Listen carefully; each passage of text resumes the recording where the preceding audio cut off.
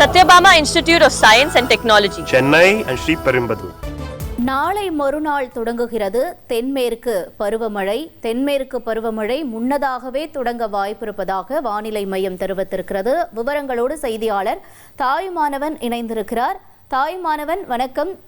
மே 16 அந்தமான்ல இந்த பருவமழை தொடக்கம் அப்படின்னு சொல்றாங்க. இது தமிழகத்திற்கும் சரி, இப்போ வடபகுதிகளில் இருக்கிற இடங்களையும் எப்ப எதிரொலிக்கும்னு நாம எதிர்பார்க்கலாம்? என்ன சொல்றாங்க வானிலை மையம்? இந்தியாவுல பெரும்பாலான மாநிலங்களுக்கு நிறைவான மழைப்பொழிவை தரக்கூடிய பருவமழை தென்மேற்கு பருவமழை. மே 16 தேதி அந்தமான்ல இந்த தென்மேற்கு பருவமழை துவங்க இருப்பதா இந்திய வானிலை ஆய்வு மையம் தகவலை வெளியிட்டிருக்கிறாங்க. வங்கக்கடலில் நிலவிய காற்றழுத்த தாழ்வு பகுதி ஆழ்ந்த காற்றழுத்த தாழ்வு பகுதியாக வலுப்பெற்றிருப்பதாகவும் இந்திய வானிலை ஆய்வு மையத்தின் தரப்புல அறிவிப்பு என்பதை வெளியிடப்பட்டிருக்கிறது.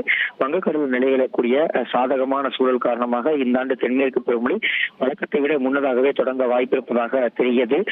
தெற்கு வங்கக்கடல் பகுதியில் சில பகுதிகள், அந்தமான் கடல் மற்றும் அந்தமான் நிக்கோபார் தீவுகள்ல வருகின்ற மே 16 தேதி வாக்குல தென்மேற்கு பருவமழை தொடங்குவதற்கான சாதகமான சூழல் இருப்பதாகவும், தென்மேற்கு மற்றும் அதனை ஒட்டிய மத்திய மேற்கு வங்கக்கடல் பகுதியில் நிலவிய காற்றழுத்த தாழ்வு பகுதி நேற்று இரவு ஆழ்ந்த காற்றழுத்த தாழ்வு பகுதியாக வலுப்பெற்றிருப்பதால ஆழ்ந்த காற்றழுத்த தாழ்வு பகுதி இன்று காலை 5:30 மணி நிலவரப்படி அதே பகுதியில் நிலை கொண்டிருப்பதாகவும், இதன் காரணமாக அடுத்த சில நாட்களுக்கு அந்தமான் மற்றும் அதனை ஒட்டிய வங்கக்கடல் பகுதியில் பலத்த காற்றோடு மழை பெய்யக்கூடும் எனவும், படிப்படியாக இந்த மழை என்பது தென்மேற்கு பருவமழை என்பது இந்தியாவுடைய மற்ற பிற பகுதிகளுக்கு விரிவடையும் என எதிர்பார்க்கப்படுகிறது. வழக்கத்தை விட முன்னதாகவே இந்த ஆண்டு தென்மேற்கு பருவமழை துவங்க இருப்பது குறிப்பிடத்தக்கது.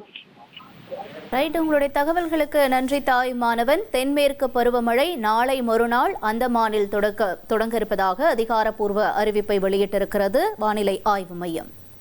Satyabama Institute of Science and Technology, Chennai and Sri Perumbudur.